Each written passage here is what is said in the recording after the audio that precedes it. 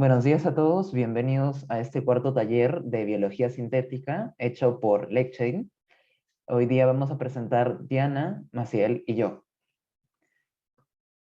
Estos son los expositores Hola, yo soy Manciel Copara. Yo soy Diana Peña. y yo soy Luis Quesada. El día de hoy vamos a hablar un poco de los factores de transcripción programables. Vamos a dar una pequeña definición de estos y un recordatorio de la anterior sesión. Luego también ciertas aplicaciones, es decir, para qué sirve un factor de transcripción programable, cómo programarlos con herramientas bioinformáticas y un pequeño resumen. Entonces, Empezamos con la parte de qué es un factor de transcripción. En este breve recordatorio, en la siguiente diapositiva, vemos que que primero, como concepto clave, vamos a recordar que en el dogma de la biología molecular vamos a ver que este consta del paso del ADN cuando se convierte en ARN mensajero y finalmente en proteína. Y si haces clic, vamos a ver que en esta parte nosotros nos estamos enfocando en la parte de transcripción, es decir, el paso del ADN a ARN mensajero. Así que sigamos con la siguiente diapositiva. Bueno, aquí está brevemente el resumen de lo que vimos en la sesión pasada, que básicamente y en líneas generales el segmento de ADN que vamos a tener para iniciar la transcripción consta de esos tres elementos, que son muchos más, pero por cuestión de practicidad los estamos resumiendo para que se entienda la idea. Primero tenemos al promotor, que es la región donde se va a pegar la ARN polimerasa para poder transcribir al gen, y el factor de transcripción, que funciona como un regulador para inhibir o para activar esa transcripción y dejar que la ARN polimerasa se pegue en el sitio destinado en el promotor. Entonces, clic por favor. Entonces, un factor de transcripción es una proteína que controla la tasa de transcripción de la información genética de ADN a ARN mensajero. Y es así que funcionan como elementos reguladores. En la siguiente diapositiva vamos a hacernos una pregunta para poder diferenciar entre los factores de transcripción que son programables y aquellos que no. La pregunta es la siguiente. ¿Puedo modificar la secuencia a la que se une en el ADN? O sea, ¿puedo modificar la secuencia del factor de transcripción? Si la respuesta es no, como hemos visto en la sesión pasada, vamos a ver que es no programable. ¿Por qué?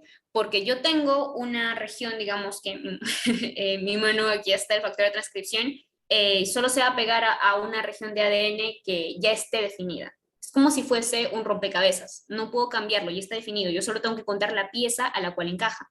En cambio, si es que la respuesta es sí, vamos a ver que es programable. ¿Por qué? Porque significa que yo puedo modificar mi mano en este caso, dependiendo de la región que yo encuentre del ADN. Entonces, si yo deseo encontrar una región de ADN en específico, yo puedo programar la secuencia y armarla para que se una a cualquier parte del ADN. Entonces, es por eso que vamos a hablar esta vez nosotros de los factores de transcripción que sean programables. Y bueno, tres ejemplos de ello son los zinc fingers, CRISPR y los TAILS. Así que en la siguiente diapositiva vemos un poco más resumido lo que vendría a ser los zinc fingers. Y es que para no complicarnos, si es que alguno de ustedes ha escuchado de estas moléculas en algún otro lado y para que no se confundan y puedan entender la idea, tenemos que seguir viéndolo como lo que hemos descrito al principio, que es un factor de transcripción, que tiene una región que le va a permitir al factor de transcripción poder activar o reprimir al promotor, y esa es el effector domain, que está representado por la letra ED. Entonces, los zinc fingers en realidad van a ser una secuencia de estos dedos de zinc. No es solo uno, son repeticiones, y dependiendo de la secuencia que nosotros queramos identificar, es que vamos a seguir la tabla de aquí abajo que se ve. O sea, se leen por tripletes, no por nucleótidos. Es por eso que esta fue la primera, ya por los 90 fue la primera manera de poder pegarse a una secuencia específica del ADN que se descubrió en su momento. Y pues en la imagen de la derecha podemos ver cómo quedaría con varias repeticiones de los zinc fingers unidos a nuestro dominio efector en la secuencia del ADN que nosotros queramos trabajar. En la siguiente diapositiva vamos a ver un ejemplo acerca de esto. En el paper que lleva por título el nombre que ven en pantalla, vamos a ver que utilizaron, como les mencioné, un zinc finger unido a un dominio efector y otro zinc finger, de tal manera que al unirse los dos han podido activar la transcripción de este gen. Entonces podemos ver aquí cómo sería un ejemplo de cómo funciona, ya que en este caso el dominio efector, que es el dominio de transcripción, de activación de la transcripción, sería BP64. En la siguiente diapositiva vamos a ver otro ejemplo que seguro les debe sonar un poco más, porque precisamente los ejemplos que hemos mencionado también se ven mucho en la parte de edición genética, así que vamos a mencionar este ejemplo particular para que se pueda entender la idea. Como vimos, los zinc fingers aquí se van a unir a nucleasas, y es por eso que este tipo de aplicaciones llamados zinc fingers nucleases. Entonces, lo que vemos aquí es que a partir de los dedos de zinc, que se unen a secuencias específicas del ADN, se van a unir a un dímero FOC1, que es una endonucleasa, y como es un dímero, necesita de sus dos componentes, sus dos pedazos para poder partir al ADN. Entonces, ¿qué es lo que hacen? Unen la mitad a un lado y la otra mitad al otro lado con otros 3 dedos de zinc, y es así que puede cortar una región en específico. ¿Por qué? Porque tú programas qué secuencia va a reconocer los zinc fingers, los que están denotados por los números 1, 2 y 3. Y igual, siguiendo la tabla que vemos en la parte inferior. En la siguiente diapositiva vamos a pasar a un siguiente ejemplo, que son los tails, que parten bajo la misma lógica que hemos explicado, pero en lugar de los zinc fingers, aquí están la secuencia de los tails, unidos también a un dominio efector. Pero aquí ya no reconocemos por cada 3 nucleótidos, sino es que se va a identificar cada uno a partir de una secuencia de repetición. ¿Qué es esto? Como se ve en la imagen de la parte izquierda, tenemos ciertos aminoácidos que reconocen ciertos nucleótidos. Y es por eso que esta región de repetición es la única que va a cambiar. Es decir, que lo demás se mantiene conservado en la secuencia. Lo único que va a cambiar para que yo pueda identificar a una secuencia de ADN específico es el dominio de repetición. Eso que está en la parte del medio coloreado de rojo. Y a partir de ello es que se puede armar y obtener la imagen que vemos en la parte derecha, que unido a su dominio efector, es que igual podemos iniciar la transcripción y poder transcribir un gen, el gen que queramos. En la siguiente diapositiva vamos a ver también un ejemplo de esto, que funciona, si se dan cuenta, casi exactamente igual que los zinc fingers, porque también está unido cada pedazo a un dímero de FOC1, pero acá lo que vemos es que, como hemos mencionado, es más específico porque ya no reconoces cada 3, sino tú estás reconociendo cada nucleótido, y es así que igual, con la mitad, con un tail unido a una parte del dímero de la endonucleasa mencionada y con otro, es que también puedes cortar el ADN.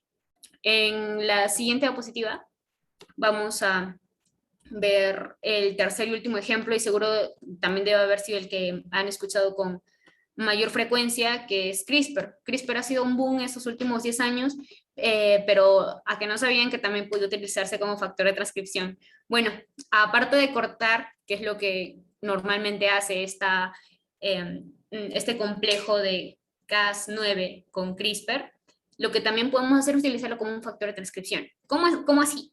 Pues primero necesitamos la versión desactivada del Cas9, es decir, que no pueda cortar, porque imagínate, o sea, no funcionaría si es que estás en una secuencia de ADN, te unes, pero lo cortas, ¿no? Porque ahí no podrías iniciar hacer que el promotor pueda iniciar la transcripción. Entonces, por eso es que la desactivan Y a partir de esto igual se une a un activador de la transcripción y también puede, como reconoce una secuencia específica, en este caso son 20 nucleótidos los que están representados por esta parte, y de hecho en la imagen de la derecha se ve con mucha mayor claridad. Este segmento rojo son una secuencia de 20 nucleótidos, que van a ser los que se van a identificar, los que nosotros vamos a programar. Nosotros definimos cuáles son esos 20 nucleótidos. ¿Por qué? Porque cuando eso vaya al ADN y va a buscar sus pares, entonces va a buscar la secuencia que nosotros hemos querido que encuentre. Luego tenemos una región conservada, que es esta colita de ARN, que va unido a la Cas. Cas es todo ese complejo que se ve aquí, es una proteína, y entonces funciona como se ve aquí. Busca con esos 20 nucleótidos que encajen perfectamente con la secuencia que nosotros hemos descrito, y es así que puede iniciar y puede funcionar como un factor de transcripción. Como hemos mencionado, también, o sea, su labor principal en realidad es de corte. Es por eso que aquí, para usarlo como factor de transcripción, utilizamos el dCas9, más no el Cas9. Ahora continuando con la sección de aplicaciones, la parte un poco más teórica para poner ejemplos específicos de estos tipos de factores de transcripción.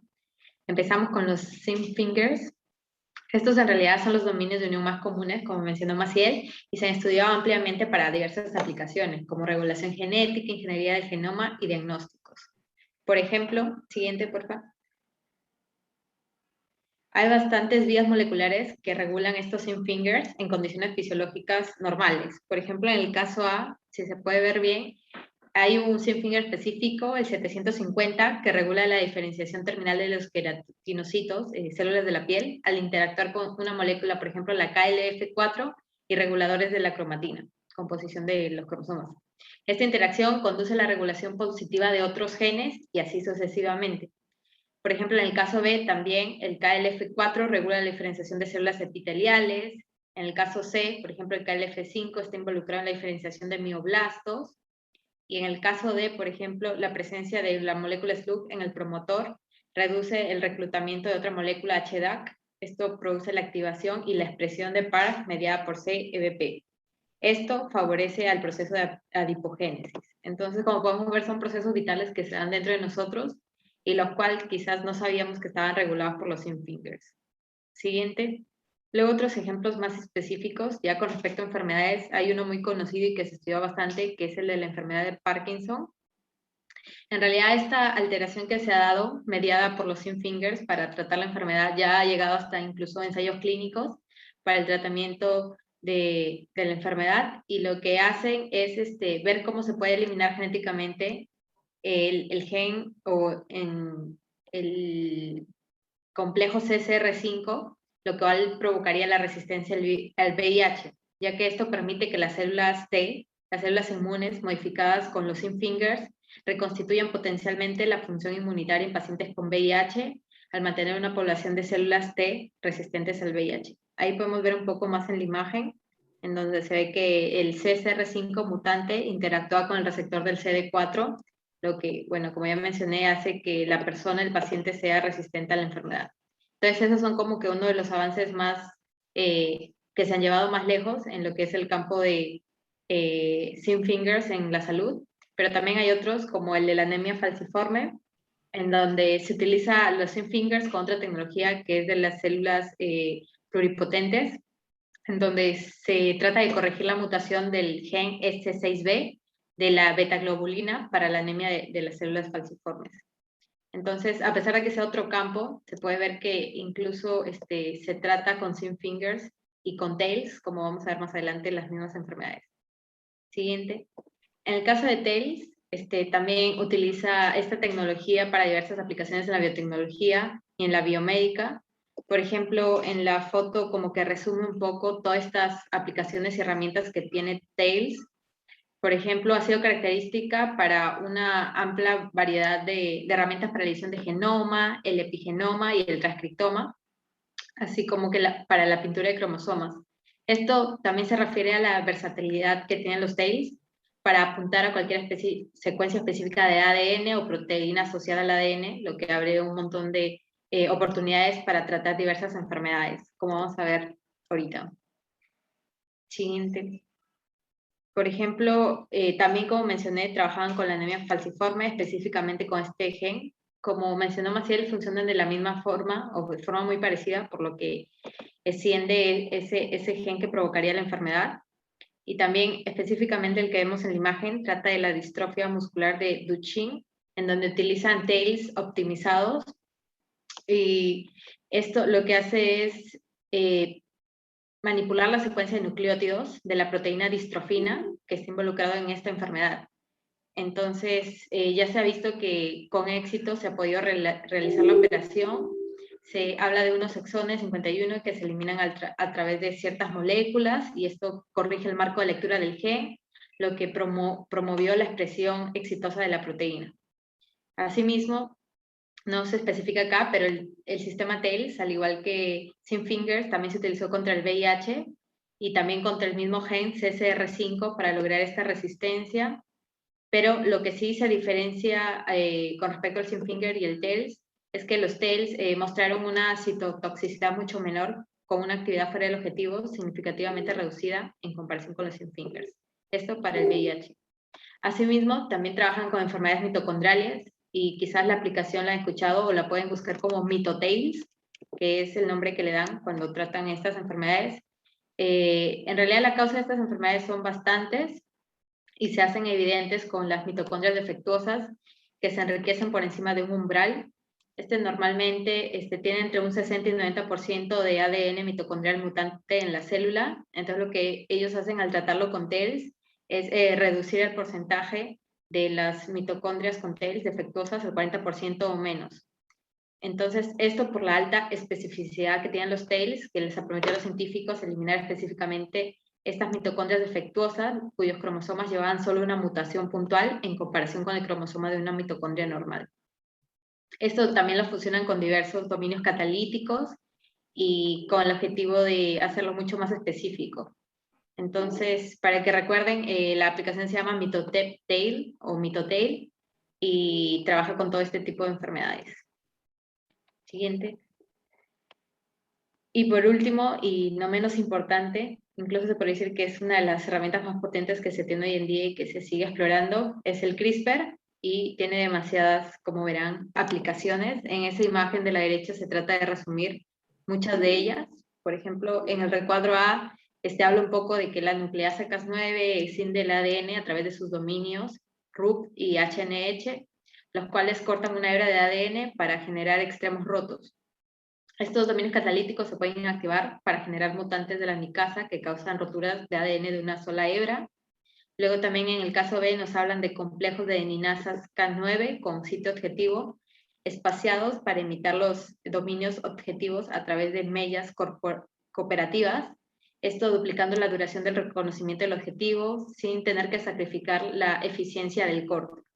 Luego, por ejemplo, en el caso C nos hablan de plásmidos de expresión que codifican el gen Cas9 y un cassette corto de cgRNA impulsado por el promotor RNA polimerasa 3 para transfectar directamente líneas celulares de interés. En el caso D, por ejemplo, nos hablan de la proteína Cas9 purificada y el cgRNA transcrito in vitro que se puede inyectar en cigotos fertilizados para la generación rápida de modelos animales transgénicos. O sea, esto va un poco más allá. Luego, en el caso de la E, también se utiliza para la modificación genética somática, porque los vectores virales que codifican los reactivos CRISPR pueden traducirse en tejidos o células de interés también. Y bueno, así seguiría sucesivamente, pero para que vean que también las aplicaciones que tiene CRISPR son demasiado altas. Como mencionan en la listita, para aplicaciones terapéuticas, edición epigenética, imágenes vía de RNA, edición de genoma, activación y represión transcripcional. Siguiente. Se habla mucho de hasta dónde puede llegar los tratamientos con CRISPR y qué tan probable es que esta herramienta resuelva las enfermedades que se dicen que hasta el momento no tienen cura. Entonces, principalmente escogí estas tres que se ven ahí: cáncer, desórdenes sanguíneos y ceguera. Con respecto al cáncer y los avances que hay hasta la fecha, bueno, se puede decir que China ha encabezado los primeros ensayos clínicos que utilizan CRISPR-Cas como tratamiento contra el cáncer. Bueno, eso ya sabemos cómo son los chinos, siempre tratando de estar a la delantera. Estos estudios han probado que el uso del CRISPR para modificar las células T inmunes extraídas del paciente son efectivas, ya que la tecnología de edición CRISPR que utiliza para eliminar el gen que codifica una proteína llamada PD1. Esa es como que la proteína de interés, y esta proteína se encuentra en la superficie de las células inmunitarias. Entonces es el objetivo de los medicamentos contra el cáncer actuales, como los inhibidores de punto de control. Entonces lo que ellos han hecho es tratar de enfocarse en esta proteína que representa las células tumorales que pueden unirse a ella para bloquear la respuesta inmunitaria contra el cáncer. Luego, con respecto a los desórdenes sanguíneos o los trastornos de sangre, hay unos comunes que son los beta-talasemia y la anemia de células falciformes, que ya se mencionó antes también, que afectan el transporte de oxígeno en la sangre y son el objetivo principal del tratamiento de CRISPR. Por eso hay empresas desarrollándolo, tales como CRISPR Therapeutics y su socio Vertex Pharmaceuticals. La terapia en sí consiste en extraer las células madre de la médula ósea de los pacientes y utilizar CRISPR para que produzcan hemoglobina fetal. Como que esta es una forma natural de la proteína transportadora de oxígeno que se une al oxígeno mucho mejor que la forma adulta convencional, y estas células modificadas son las que de nuevo se reinsertan en el paciente para su normal proceso. Luego, con respecto a la ceguera, también hay muchas formas hereditarias de ceguera en realidad que son causadas por la mutación genética específica, y eso facilita el uso de CRISPR-Cas9 para tratarla dirigiéndose y modificando un solo gen. Además, la actividad del sistema inmunológico está limitada en el ojo, lo que puede evitar cualquier problema relacionado con el rechazo del tratamiento por parte del cuerpo.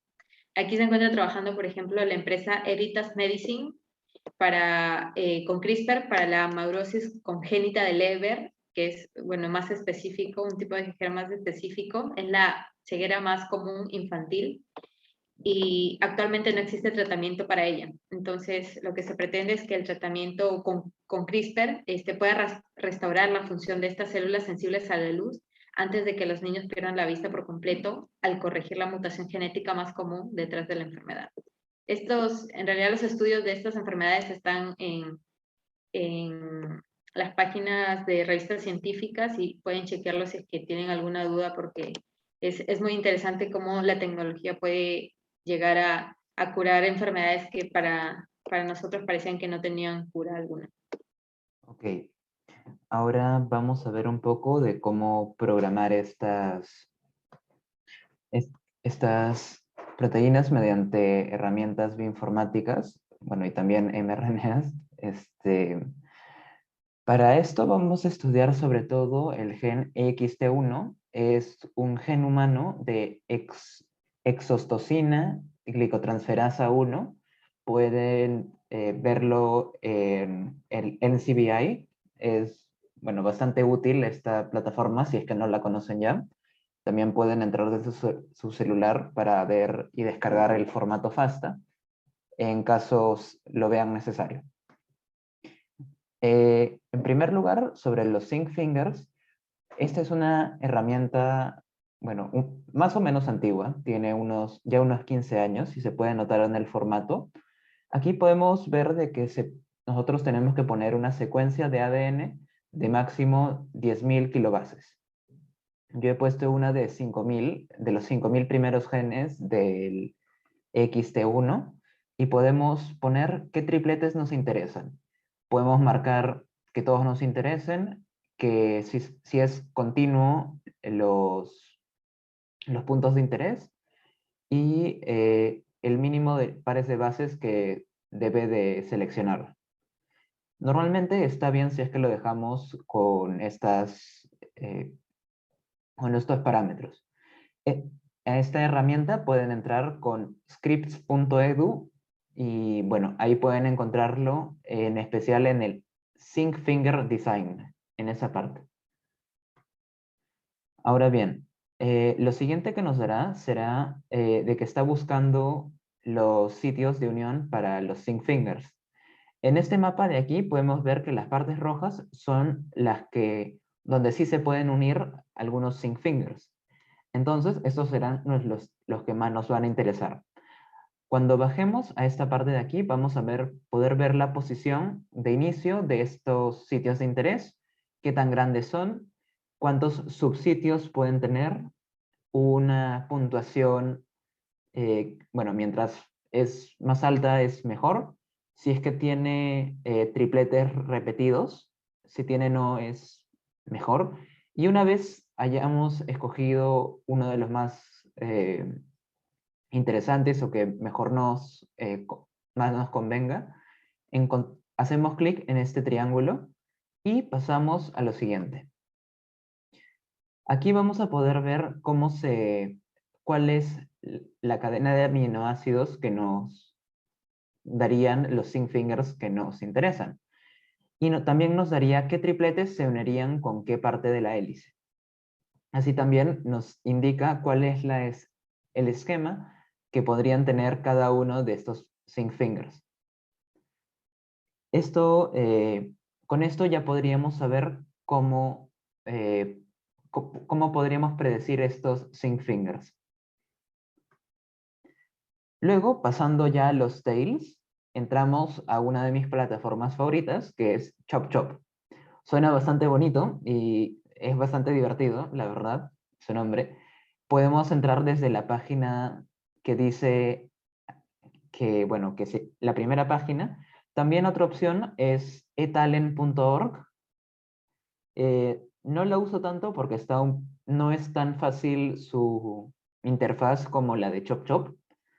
En este caso, en ChopChop, ponemos el gen de interés, que es el EXT1, donde en el Homo sapiens, utilizando la opción de talent, y dejamos este preset.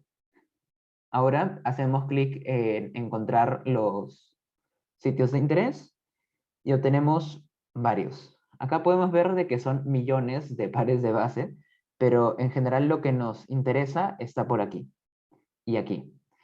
El primero nos indica la secuencia de interés, así como su ubicación genómica, el TAL1 y el TAL2.